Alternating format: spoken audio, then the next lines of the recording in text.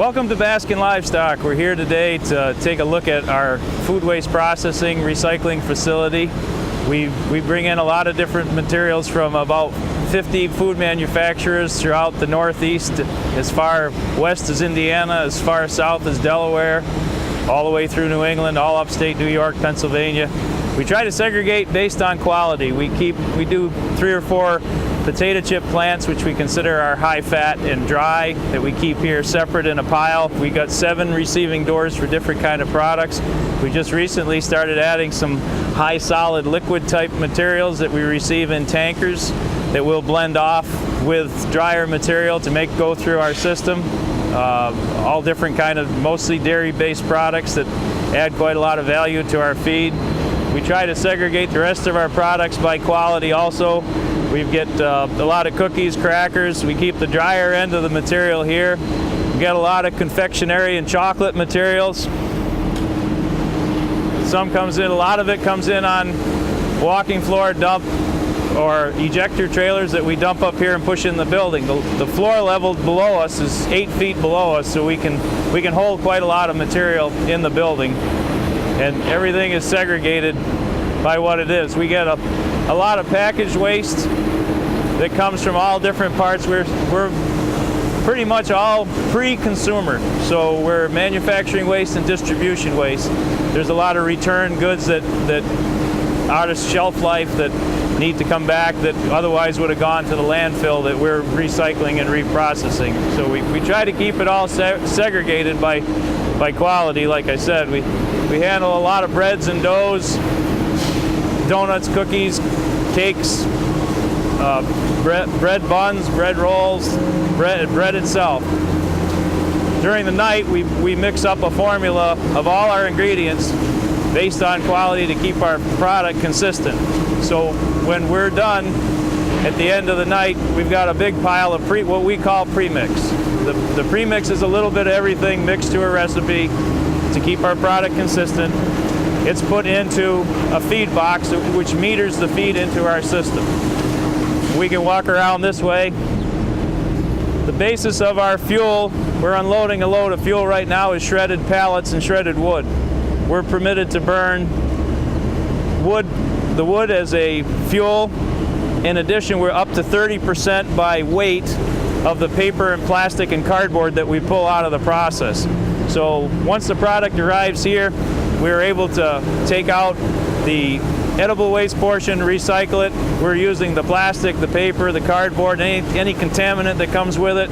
We're using that for fuel to help dry the material. It usually works out pretty good that we're just where we need to be on our permit.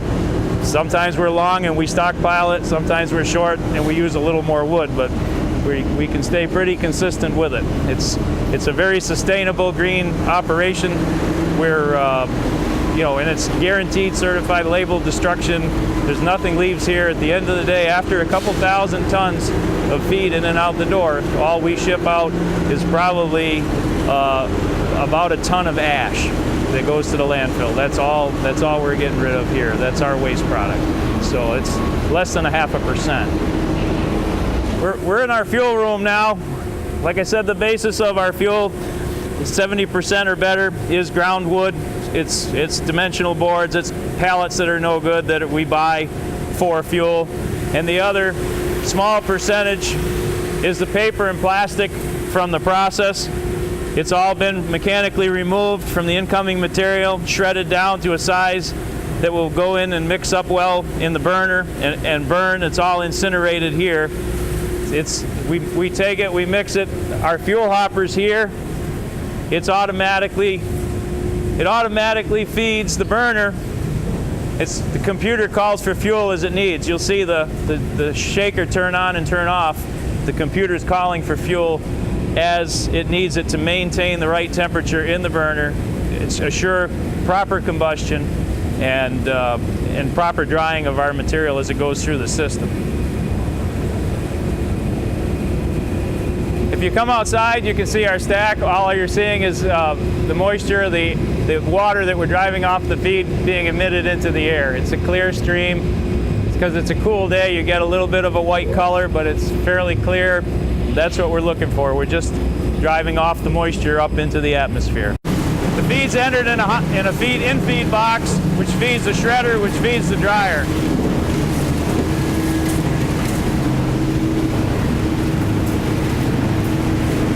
The wet feed travels through the dryer, discharging its dry feed on the other end of the dryer.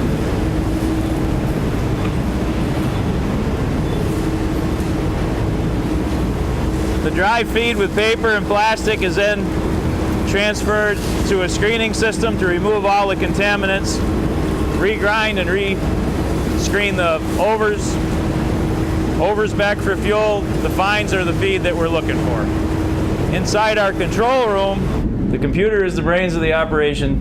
We set the feed for the temperature we want. We've set it for 140. Currently it's at 141. It monitors inlet temperature, outlet temperature. We can change the flow of the material, and it constantly takes care of itself. As if the feed drops below, it pulls back on heat. If the feed comes above, it pulls back. If the heat goes down, it automatically monitors everything. Everything else is interlocked also, so if we have a problem in the drum, it stops everything behind it. It's all on amp sensors and motion sensors, so everything's interlocked. Spark detection, fire prevention. This is critical to our operation right here to ensure that we're sending a material that's the proper dryness and the proper quality for our customers' needs. Everything's set up. Our PLCs, everything's PLC driven. We've got a modem connection if we need someone to reprogram, make changes. It can be done remotely from the programmer's office, or to troubleshoot problems every once in a while. All these moving pieces, you will have an issue. Piece of equipment in front of us is a Trommel Screen. We screen it with a Trommel Screen. It's the most efficient, simplest way to do it, and for our intents and purposes. After it drops through the Trommel Screen, it goes through another set of magnets. There's several sets of magnets in here to ensure that there's no steel contamination in the product as well. This magnet here will take out a thumbtack out of 40 ton an hour of feed, which we don't quite push it at 40 tons. But it's pretty clean, dry feed, very little contamination in it. It goes through a secondary mill to help cool it and to reduce the size before it's conveyed out to the loadout bays, to be put on trucks to be shipped out.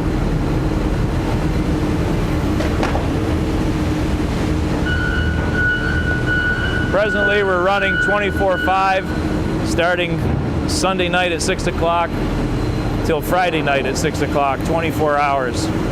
We receive a lot of products on van trailers also, some in super sacks.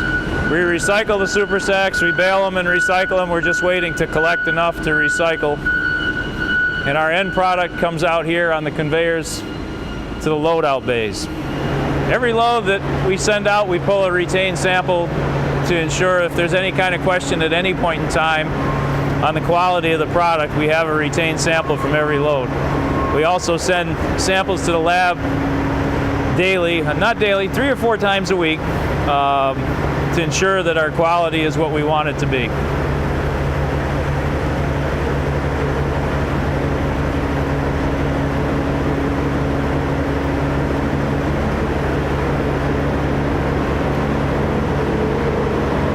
The operator will write on it the customer's name, the date, ticket number, and it's all stored in the rare instance that we need to go back and see if there was an issue with a load of feed.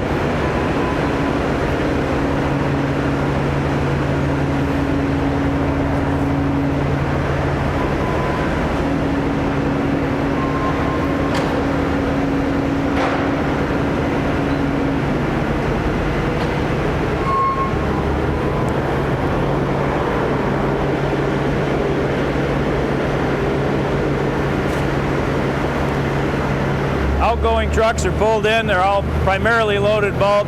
If it's a walking floor, hopper, dump trailer. This load happens to be going to a New York feed mill. It's a long-term customer.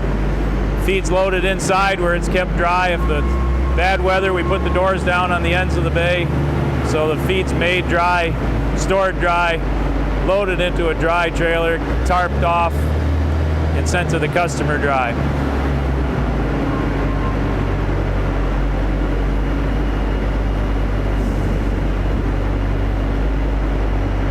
Approximately a couple thousand tons a week go out the door, dry material, to feed mills from Pennsylvania to Maine and all over New York and New England. And into Canada, Ontario and Quebec both.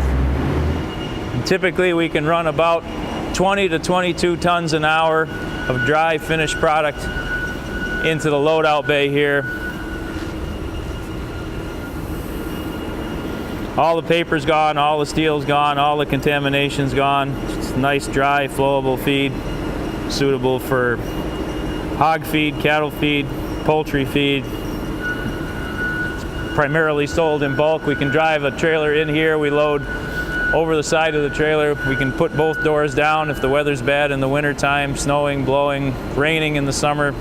The feed stays dry. It's made inside, dried inside, kept inside, loaded into a trailer, sealed up, and shipped to the customers.